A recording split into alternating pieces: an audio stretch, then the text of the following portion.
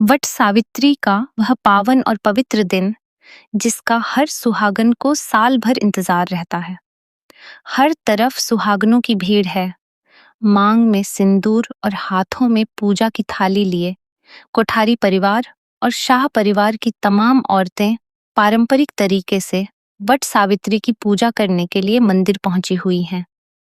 हर तरफ मंत्रों की गूंज है, आस्था और भक्ति का माहौल है। लेकिन इस पावन दिन पर भी अनुपमा के दिल में एक अजीब सी बेचैनी करवट ले रही है। अनुपमा इस वक्त अपने लव यू जिंदगी कैफे में अकेली बैठी हुई है। उसका ध्यान सज धज कर पूजा करने में बिल्कुल नहीं है। और हो भी कैसे, क्योंकि जब से अनुज उसकी जिंदगी से दूर गया है, अनुपमा ने एक सुहागन की तरह पूजा करना या कोई भी व्रत रखना छोड़ दिया है।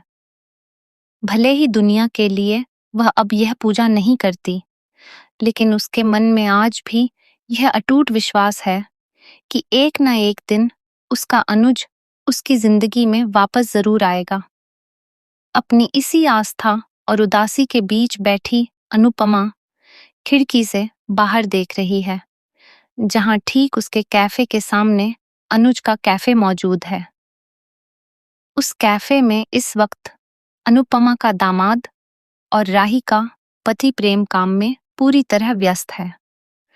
प्रेम अपनी चिंताओं में खोया हुआ कैफे को सजाने के लिए एक ऊंची सीढ़ी पर चढ़कर लाइटिंग लगाने की कोशिश कर रहा है। प्रेम और राही दोनों ही इस वक्त अनुपमा से बेइंतहा नफरत करते हैं, उनसे बात तक करना पसंद नहीं करते। लेकिन अनुपमा तो माँ है, उसका दिल अपने बच्चों के लिए हमेशा धड़कता रहता है। कैफे की कुर्सी पर बैठी अनुपमा के मन में अचानक वट सावित्री के इस पावन दिन को लेकर एक गहरा और डरावना विचार आता है।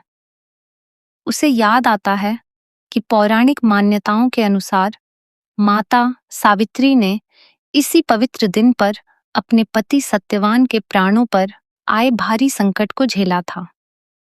इसलिए इस दिन किसी भी सुहागन के पति को कोई भी भारी जोखिम भरा या बिजली का काम बिल्कुल नहीं करना चाहिए। यह ख्याल आते ही अनुपमा का दिल किसी अनहोनी की आशंका से जोर जोर से धड़कने लगता है।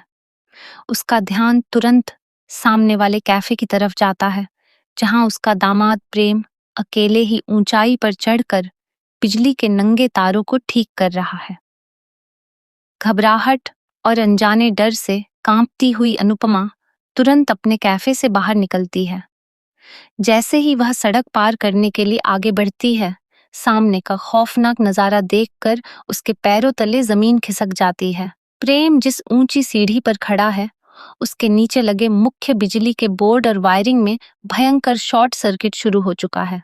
हाई वोल्टेज के तार आपस में बुरी तरह टकरा रहे हैं और उनमें से आग की नीली पीली चिंगारियां निकल रही हैं।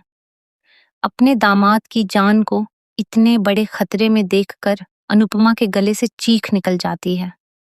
वह बिना एक पल गवाए पूरी ताकत से चिल्लाकर प्रेम को आवाज देती है, उसे इस जानलेवा हादसे से सचेत करने की कोशिश करती है।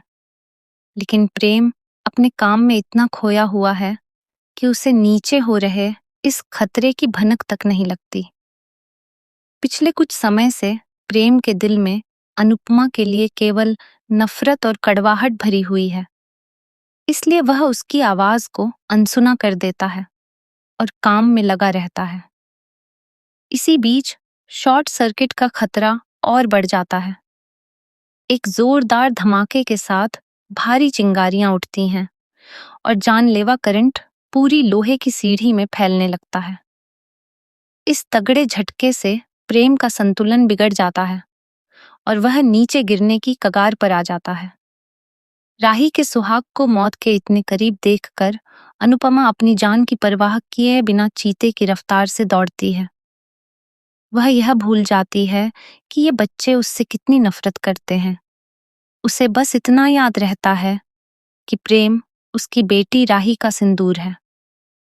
अनुपमा बिजली की रफ्तार से दौड़ते हुए सीधे उस मौत के जाल की तरफ बढ़ती है और करंट की चपेट में आने से ठीक 1 सेकंड पहले प्रेम को पूरी ताकत से धक्का देकर दूर फेंक देती है। प्रेम सुरक्षित जमीन पर गिर जाता है, लेकिन अनुपमा खुद को संभाल नहीं पाती और उसी भयंकर शॉर्ट सर्किट, आग की लपटों और नंगे तारों की चपेट में आ जाती है। हजारों वोल्ट का जोरदार करंट उसके पूरे शरीर को झकझोर देता है। वह आग और बिजली के बीच बुरी तरह झुलसने लगती है और बेसुध होकर जमीन पर गिर पड़ती है। यह खौफनाक मंजर देखकर प्रेम के अंदर का सारा गुस्सा, सारी नफरत और सारे शिकवे एक पल में खत्म हो जाते हैं।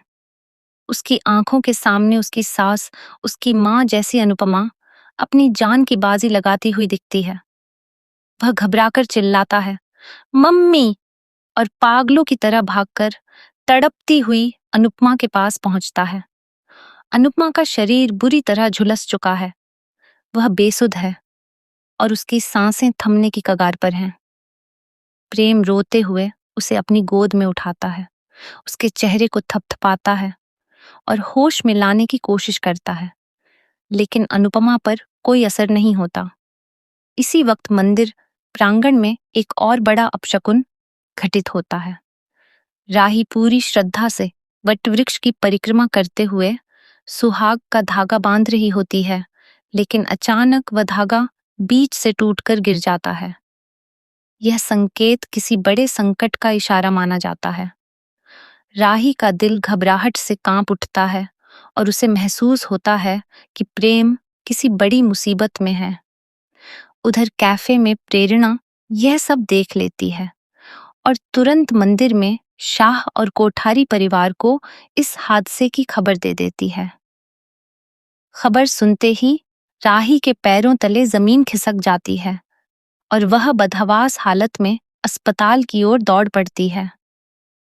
परिवार के बाकी लोग भी उसके पीछे भागते हैं।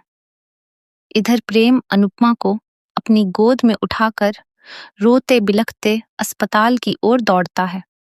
रास्ते भर उसकी आंखों से आंसू बहते रहते हैं। जिस अनुपमा से वह नफरत करता था, आज वही उसकी जान बचाने के लिए मौत से लड़ रही होती है। अस्पताल पहुंचकर प्रेम डॉक्टरों से गुहार लगाता है और अनुपमा को इमरजेंसी वार्ड में भर्ती कराया जाओ।